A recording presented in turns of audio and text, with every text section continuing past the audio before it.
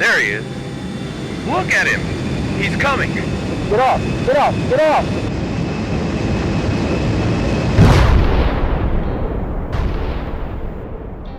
¿Qué pasó en ese accidente de Tenerife? ¿Por qué es el peor siniestro de la historia de la aviación? ¿Cómo murieron las 583 personas? ¿Cuántas personas sobrevivieron y cómo lograron hacerlo? Pero más importante aún, ¿pudo haberse evitado todo? Bueno, de eso vamos a hablar en este informe, de eso y de otras tantas cosas. El desastre aéreo de Tenerife, también conocido como accidente de los rodeos, hace referencia a una colisión entre dos aviones Boeing 747 llenos de pasajeros. Los aviones no iban a su máxima velocidad, tampoco estaban en sus rutas de vuelo, ni siquiera estaban volando. Esta horrorosa situación se dio sobre la pista de aterrizaje de un pequeño aeropuerto. La detonación de una bomba en Las Palmas, causada por un grupo de terroristas separatistas, hizo que todos los vuelos con ese destino cambiaran su recorrido, por lo menos hasta que la situación se normalizara. Aquello sería tan solo el primer paso de una serie de infortunios que terminarían dando lugar a un oscuro destino. Lo que debía ser un domingo tranquilo pasó a ser la antesala de la tragedia más grande de ese año. Una catástrofe que se convertiría en la más mortífera de la historia de España.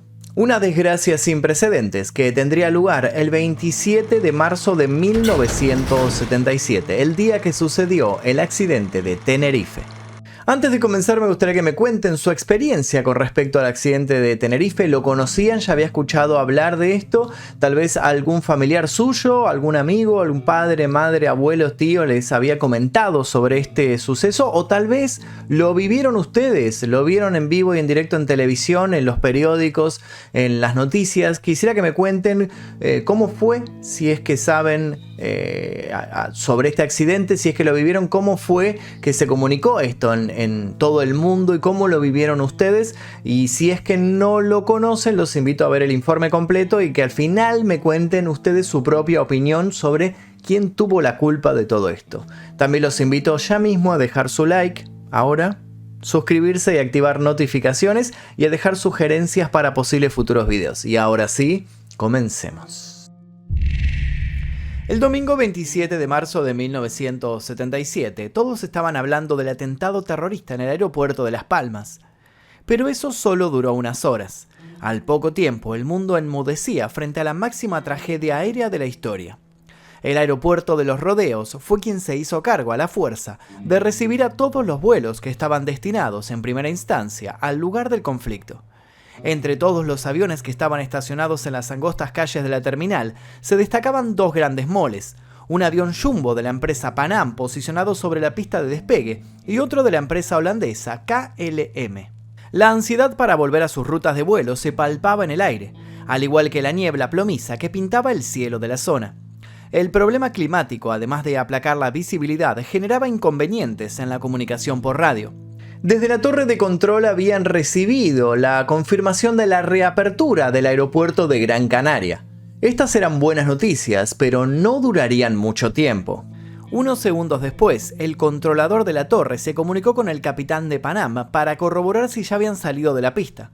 El capitán respondió que le iba a avisar cuando lo hicieran. Esta conversación se escuchó en la cabina de KLM, pero solo el ingeniero de vuelo hizo caso, porque sin mediar palabra el capitán de vuelo del KLM aceleró a toda velocidad. Parecía que estaba desesperado por tomar vuelo, pero no iba a poder lograrlo. Delante de ellos, una silueta gigante se dibujó en la niebla. Enfrente estaba la otra gran aeronave. Los dos aviones, el KLM a plena potencia y el Pan Am lento que buscaba la salida lateral, se vieron el uno al otro. El que estaba tomando envión lo único que atinó a hacer fue levantar altura por encima del otro Jumbo, pero por el peso extra del combustible apenas se elevó unos metros. El copiloto del Pan Am gritó a su comandante: ¡Sal de la pista! ¡Sal de la pista! Este puso los motores a toda potencia, pero no logró hacer mucho. Desde ese momento hasta el impacto iban a pasar tan solo 8 segundos. Los últimos segundos de la vida de un centenar de personas. Pero no nos adelantemos. Para entender cómo fue que sucedió aquello, es necesario que comencemos por el principio. Estaba en los planes de todos que ese domingo fuera un día tranquilo en el aeropuerto de Las Palmas de Gran Canaria, en España. Sin embargo, una llamada amenazadora anunció que había 2 posibles bombas en el lugar. Ya habían pasado por ese tipo de amenazas, pero esta vez todo tomó un rumbo diferente. Efectivamente, una bomba sí explotó en una florería ubicada en la terminal del aeropuerto. El resultado fueron 7 personas heridas. Los daños a las instalaciones y la posibilidad de una segunda detonación obligaron a cerrar el lugar. La situación era caótica. El atentado fue directamente conectado con el grupo separatista Movimiento por la Autodeterminación e Independencia del Archipiélago Canario. Esto aumentó la tensión y el temor en la gente y en las empresas asociadas con el lugar. Varios vuelos que se dirigían a Las Palmas fueron desviados al aeropuerto de Los Rodeos en la isla de Tenerife. Sin embargo, Los Rodeos era un aeródromo antiguo, inaugurado en 1941. Además era pequeño, poseía una sola pista principal de despegue y una pista auxiliar de rodaje. Claramente no estaban en condiciones de recibir un gran volumen de vuelos en ese momento, pero no les quedaba otra opción. Vale aclarar que al ser domingo no estaban todos los trabajadores disponibles. Los 2 controladores aéreos de guardia se vieron de pronto abrumados por la situación desde el primer momento de emergencia. Además, debido a la ubicación del aeropuerto cerca del mar y su altitud de más de 600 metros, era habitual que las nubes complicaran la visión de los pilotos. Ese día la densidad de las nubes era particularmente intensa y dificultaba el labor de la torre de control.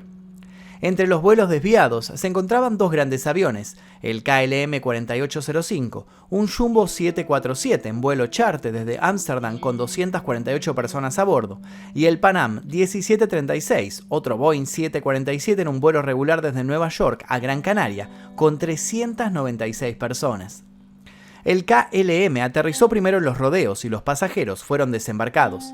Sin embargo, los pasajeros del Pan Am tuvieron que esperar en el avión ya que no había espacio en la terminal para más personas. Las azafatas abrieron las puertas de la aeronave para permitir que entrara un poco de aire y la espera fuera menos tortuosa. La tensión y el miedo y la incertidumbre empezaron a crecer a medida que pasaban los minutos. Los pasajeros se sentían atrapados en el avión sin saber cuánto tiempo tendrían que esperar o cómo se desarrollaría la situación. La amenaza de una segunda bomba era lo que más los preocupaba. No sabían que tan solo en unos minutos todo se saldría de control por otras razones. La situación en Los Rodeos era desordenada, con una terminal abarrotada y aviones en espera por la reapertura del aeropuerto de Las Palmas. La frustración se podía sentir en el ambiente mientras todos se agolpaban contra los altoparlantes, deseosos de noticias que hablaran sobre lo que pasaría con los vuelos desviados. Los 2 grandes aviones, el KLM y el Pan Am, se sumaban a otras naves de menor tamaño que también estaban estacionadas en la pista de rodaje. En el sector denominado como aeródromo no había espacio suficiente para todos. En ese lapso de tiempo se informó que el aeropuerto de Gran Canaria había reabierto. Unas sonrisas surcaron unos rostros hasta ese instante contracturados y algunos brazos se levantaron en el aire en señal de victoria. Y a pesar de lo esperado, ninguno de los Boeing 747 pudo despegar. El vuelo Pan Am 1736, operado por el comandante Victor Grubbs, de 56 años, y el capitán Robert Bragg, de 39, solicitó permiso para entrar en pista, pero se les ordenó esperar debido a que el vuelo KLM 4805 había solicitado permiso para cargar combustible y obstruía parcialmente el acceso. El comandante del vuelo KLM, Jacob Van Santen, un experimentado piloto de 50 años, y su primer oficial Klaas Mers, de 42, decidieron cargar la cantidad máxima de combustible, 55.000 litros, lo cual era excesivo para los 25 minutos que los separaban de Gran Canaria. Sin embargo, Van Santen tenía en mente el regreso a Schiphol, en Ámsterdam, y no quería cargar combustible en Las Palmas.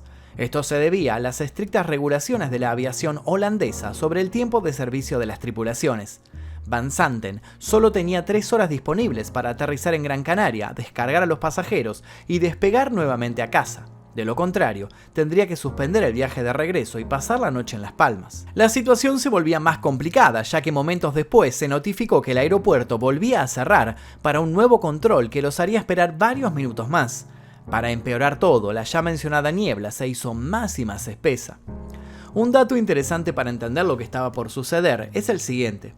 Las luces de la pista no funcionaban y no había radar de tierra, lo que dificultaba aún más la tarea para los controladores aéreos que dependían únicamente de las comunicaciones radiales. Los pilotos se preparaban finalmente para volver a sus vuelos habituales. Los capitanes de ambos aviones, más allá de la experiencia, sentían un gran desafío frente a lo que estaba pasando. Todo dependía de la coordinación y precisión de las maniobras para asegurar un despegue sin problemas. Cuando se volvió a comunicar la reapertura del aeropuerto de Gran Canaria, la torre de control instruyó al avión de KLM a recorrer la pista principal y realizar un viraje de 180 grados para posicionarse para el despegue. Esta maniobra es conocida como backtrack. A su vez, se le ordenó al vuelo Panam que también circulara por la pista principal y se desviara en la salida 3 para liberar el despegue del KLM. Dicho de manera simple, el KLM debía ir hasta el final de la pista, luego girar y tomar envión para despegar. Detrás de este iba el avión Panam, que a mitad de camino debía desviarse un poco para poder darle lugar al KLM para que pudiera seguir su curso y despegar. Lo que sucedió es que mientras el Boeing 747 buscaba la salida número 3, la que le habían indicado para retirarse para hacerle lugar al avión que estaba por despegar, nunca encontró la salida. Estaba moviéndose, no encontró la salida, entonces todo se empezó a complicar. La niebla le había ocultado todo el resto del camino, por lo cual no veía la salida número 3, por lo cual siguió adelante buscando la próxima salida. De esta manera todo se empezó a retrasar y se comenzaba a gestar la tragedia. Mientras tanto, el capitán del KLM comenzó a acelerar los motores, ya que estaba apurado para no exceder las horas máximas permitidas de vuelo. El copiloto le advirtió que aún no tenían autorización para despegar, pero Van Santen le dijo que lo sabía y que estaba solicitando la autorización. El copiloto se comunicó con la torre de control y le dieron indicaciones sobre la ruta a seguir después del despegue, en lo que se conoce como Air Traffic Control o ATS. El copiloto repitió las indicaciones recibidas y respondió: "Estamos en el despegue", una frase inusual en las comunicaciones, ya que no aclaraba si estaban despegando, si se estaban preparando para hacerlo o si recién estaban avanzando. Antes de que el copiloto terminara su comunicación, el capitán del KLM comenzó a soltar los frenos y avanzó por la pista sin haber recibido el ok para hacerlo. El copiloto insistió por radio anunciando que estaban saliendo. El controlador, que no estaba muy acostumbrado a lidiar con tantos problemas a la vez, primero respondió afirmativamente, pero luego le dijo: "Para despegar, espere que yo le voy a estar avisando". Minutos antes, el controlador de la torre le pidió al avión de Panam que avisara cuando dejara libre la pista, a lo que este respondió: "Ok, avisaremos cuando dejemos libre la pista". Sin embargo, en el avión de Panam también estaban escuchando toda la conversación con el KLM. Sabían que el peligro era inminente. Se supone que en ese momento exacto sucedió un desperfecto técnico que generó una interferencia en las radios. Al parecer, esto ocurrió por una terrible sincronía. Dos personas intentaban hablar al mismo tiempo. La consecuencia: Van Santen no escuchó una parte crucial de la comunicación. Unos segundos después, el KLM aceleró a toda velocidad para despegar. El copiloto del vuelo de Panam vio que el otro Boeing 747 se acercaba hacia ellos. ¡Sal de la pista, sal de la pista!, atinó a gritar desesperado. Y es así como nuestra historia vuelve al principio. Van Santen también avistó al Boeing de Panam e intentó una maniobra desesperada. Aceleró los motores al máximo para lograr un despegue rápido, incluso raspando la cola del avión contra el asfalto de la pista. Sin embargo, los 55.000 litros de combustible que el comandante había cargado poco antes se hicieron sentir. La vida y la muerte se separaron por apenas 7,5 metros. Los motores del KLM golpearon el techo del jumbo de Panam de lleno. Luego el KLM se estrelló contra el suelo, arrastrándose antes de arder en llamas. El capitán del Panam había hecho todo lo posible por virar en los escasos 8 segundos previos al choque, para evitar el rumbo del KLM, pero no pudo hacer más. Su avión también quedó destrozado en medio del fuego. Solo hubo sobrevivientes en la zona delantera del jumbo, incluyendo a sus comandantes. Los 248 ocupantes del Boeing 747 de KLM murieron en el acto. Desde la torre de control no pudieron ver nada debido a la niebla, y fueron los pilotos de las otras aeronaves estacionadas, esperando para despegar, quienes alertaron de la tragedia. Minutos después, los bomberos y el personal de emergencia atendieron el enorme incendio del KLM. A medida que la niebla se disipaba, se dieron cuenta de otro foco de fuego que pensaron que era parte del avión de KLM que se había desprendido, pero al acercarse se dieron cuenta que se trataba del 747 de Panam. La aeronave había sufrido varias explosiones y uno de sus motores seguía funcionando, golpeando contra el suelo y lanzando pedazos de metal en todas las direcciones. John Cooper, uno de los mecánicos, recordó que quedó colgado de su cinturón de seguridad después de que el avión se partiera. Aferrándose a una parte del fuselaje, pudo escapar de las llamas. El copiloto también saltó a tierra desde los 4 metros que separaban la cabina de la pista y cayó sobre una superficie de pasto. Desde allí, vio unas 50 personas en el ala izquierda del avión y comenzó a gritarles para que bajaran porque sabía que por la cantidad de combustible era factible que se produjeran más y más explosiones. 5 minutos más tarde, el avión Pan Am también explotó. Simplemente se deshizo.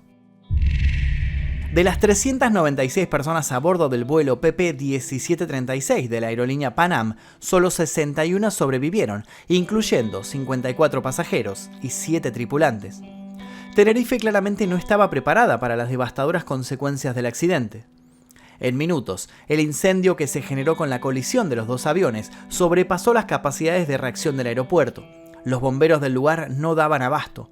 Se comunicaron con las ciudades vecinas de Santa Cruz y La Laguna y entre todos pudieron extinguir el fuego a las 3:30 horas de la madrugada del 28 de marzo. Había restos de aviones desperdigados por todos lados, algunos todavía continuaban ardiendo, pero realmente lo que abundaban eran los cadáveres de las personas que estaban viajando en estos aviones. Se recogieron 562 cuerpos sin vida, los cuales fueron colocados en bolsas plásticas negras y se fueron apilando en los hangares de los rodeos. Mientras, alrededor de 30 chapistas de Tenerife se encargaron de fabricar 600 ataúdes para colocar los restos. Para tener de referencia la magnitud del accidente, en aquel día en la isla habían muerto la mitad de las personas que morían entonces en un año. De los 642 pasajeros, sumando las personas de ambos aviones, solo 80 sobrevivieron al accidente. Sin embargo, pasado un tiempo, ese número se redujo a 59. En la terminal de Pan Am, por días, hubo centenares de personas llorando, consumidas por la tensión y las horas que habían permanecido allí sin comer ni dormir, en la eterna espera de saber si sus seres queridos estaban en la lista de sobrevivientes. Algunos no llegaron a darse cuenta de su muerte, otros agonizaron entre los escombros ardientes de los aviones, otros sobrevivieron, pero con el alto costo de lidiar con más del 70% de su cuerpo quemado. La investigación del caso fue exhaustiva. La recuperación de las cajas negras no fue fácil. A pesar de que se pudo dar con ella rápidamente, el daño que sufrieron fue considerable. Pasaron casi 2 semanas antes de que se pudieran escuchar las grabaciones, debido a la delicada condición en la que se encontraban. Los análisis se llevaron a cabo en los laboratorios del Consejo Nacional de Seguridad del Transporte de Washington. A pesar de los desafíos y del tiempo transcurrido, los equipos de investigación trabajaron sin cesar para descubrir cuál era la verdad detrás de este accidente. Expertos de Estados Unidos, España y Países Bajos participaron en el proceso. La colaboración internacional fue crucial para obtener una visión completa de lo que sucedió aquel fatídico día. Una vez develado el misterio, las cajas negras proporcionaron pistas importantes sobre las circunstancias que llevaron al accidente. Si hablamos de números y estadísticas, se puede decir que hubo $200 millones perdidos en una hoguera de 400.000 litros de combustible y otros $250 millones en el aire, que debería ser la indemnización por los seguros. Esta tragedia obligó a una revisión y modificación profunda del mundo de la aviación internacional. A partir de este momento, muchas cosas cambiaron para siempre en términos de medidas de seguridad, técnicas y lenguaje. Dado que uno de los factores que contribuyó al gran accidente fue la niebla, se instalaron en los aviones sistemas de navegación automática para la niebla. A partir de la tragedia, la cultura de las cabinas de los pilotos también cambió. Ahora, todos los tripulantes de cabina están entrenados y tienen derecho a cuestionarse entre ellos, sin importar su rango. Se introdujeron cambios radicales, como el énfasis en el inglés como lengua de trabajo común, utilizando frases estándar. El control de tráfico aéreo ya no podría utilizar palabras como OK o Roger. Además, la palabra take off, despegue, solo se pronunciaría cuando se diera permiso para el despegue real. Se establecieron numerosos procedimientos adicionales, detallando específicamente cada paso del protocolo de despegue. Los investigadores llegaron a la conclusión de que el uso de terminologías no estandarizadas habría llevado a las confusiones. Además, las transmisiones de los dos aviones a la torre de control no fueron recibidas correctamente. El operador de radio hablaba al mismo tiempo con ambos, lo que provocaba que se bloquearan mutuamente. Más allá de los cambios pensados a futuro, surgieron varias hipótesis y teorías acerca de lo sucedido. Vale aclarar que gran parte de estas hipótesis surgieron por parte de la prensa o también de los trabajadores de las aerolíneas, pero quisiera conocer su punto de vista. ¿Qué opinan ustedes sobre estas teorías? ¿Cuál piensan que es la más acertada? En primera instancia, los dedos apuntaron hacia el pequeño aeropuerto del Rodeo. Claude Boucher, quien trabajaba para Air France, dijo que en una escala de 1 a 10, en lo que se refiere a seguridad, ese aeropuerto tenía 0, siendo solo una alternativa de emergencia. Otros dijeron que la mencionada niebla había sido el peor elemento de la catástrofe. ¿Recuerdan la detonación de la primera bomba y la amenaza de la segunda? Bueno, el coronel Pedro González García, quien fue jefe de seguridad en el aeropuerto de Las Palmas, contó que el responsable de esa triste situación se llamaba Antonio Cubillo, líder de un movimiento separatista que buscaba la independencia del archipiélago canario.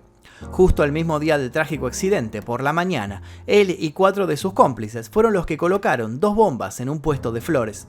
Por suerte, una de las bombas no llegó a estallar, pero fue la que desencadenó todo el cambio en las rutas aéreas, generando una carga tremenda de trabajo para la torre de control de El Rodeo. Al volver sobre la información de este atentado, surgen algunas preguntas, como por ejemplo, ¿por qué detonaron aquellas bombas? Bueno, porque justamente en ese momento estaba llegando de visita a Las Palmas el príncipe Carlos de Inglaterra. Pero entonces, ¿quién tiene la culpa? La torre de control, al parecer, no era la adecuada para el trabajo que se estaba realizando. Primero porque no era normal que operasen con aeronaves tipo Jumbo. Si bien fue una emergencia absoluta, también hay que recalcar que el aeropuerto no contaba con instrumental costoso que, de haber existido, hubiera evitado el accidente. ¿El personal de la torre era eficiente? Al igual que con la torre, se podría decir que no debían trabajar en ese contexto. El chico que estaba cubriendo el puesto ese domingo era joven y tenía poca experiencia. Antes del accidente habían hecho huelgas y paros de controladores, lo que obligó al ingreso de personal improvisado. Luego de lo sucedido, estuvieron bajo sumario secreto. KLM avisó listo para despegar y la torre de control le dijo mantenga la posición. Luego de esto, torre de control se comunicó con el avión Pan Am y le dijo ¿ya abandonó la pista? A lo que este le respondió que no. Hágalo y avise cuando deje la pista libre, respondieron entonces de la torre de control, generando un montón de dudas en ese momento. El avión de KLM inició el despegue y a los pocos segundos chocó al avión de Pan Am, que salió de la pista lateral. Según la grabación, el piloto holandés, Belsuisen van Santen, no obedeció la orden de mantener su posición. ¿Entonces fue el culpable directo? Bueno, no necesariamente. Una de las sospechas rodeó al piloto de KLM, quien aparentemente se equivocó por la mala pronunciación del inglés del controlador. La orden de esperar en la cabecera de la pista de despegue, según las normas internacionales, es Wait to take off. La orden que sigue, la de despegue, es Ready to take off y también Ready at take off. En fonética las dos suenan más o menos así. La orden de esperar suena Wait to take. La orden de despegar suena Ready to take. En un inglés bien pronunciado la diferencia es bastante grande. Pero sin duda ambas órdenes pueden confundirse, ya que según los que hicieron la investigación, los operadores de la torre españoles no hablaban muy bien el inglés y tampoco los pilotos holandeses. Otra confusión que hubo fue por la distorsión del sonido a causa de la niebla, el mal tiempo y una tormenta que se estaba generando.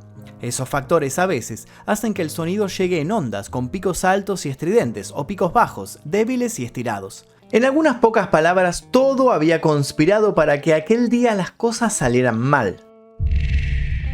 Tras el accidente aéreo y la posterior inauguración del aeropuerto de Tenerife Sur en 1978, se prohibieron inmediatamente todos los vuelos internacionales desde o hacia la isla de Tenerife en el aeropuerto de Los Rodeos. Con el tiempo, este peligroso aeropuerto se fue clausurando progresivamente para los vuelos domésticos interregionales. A partir del 7 de noviembre de 1980, solo se permitieron vuelos en Los Rodeos con origen o destino a alguna de las islas del archipiélago canario. El número de pasajeros en Tenerife Norte disminuyó notablemente. Sin embargo, tras varias ampliaciones y mejoras costosas, el aeropuerto fue reabierto para vuelos domésticos, interregionales e internacionales el 14 de febrero de 2003.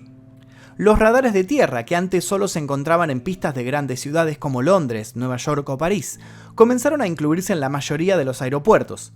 Sin embargo, no fue hasta la primera mitad de la década de 1980 que se volvieron mayoritarios. Su ausencia en varios aeródromos años después contribuiría a otros accidentes sucedidos en otros lugares de los que tal vez hablemos en el futuro. Como resultado del accidente, se crearon varias organizaciones, como la Fundación de Familiares de las Víctimas del Accidente de Tenerife. Esta organización sin fines de lucro se dedica a contribuir de manera significativa al recuerdo y superación del accidente aéreo del 27 de marzo de 1977 en Tenerife. Específicamente, no se ocupa de cuestiones de culpabilidad fáctica y jurídica, por lo que no se centra en la imputabilidad y la responsabilidad.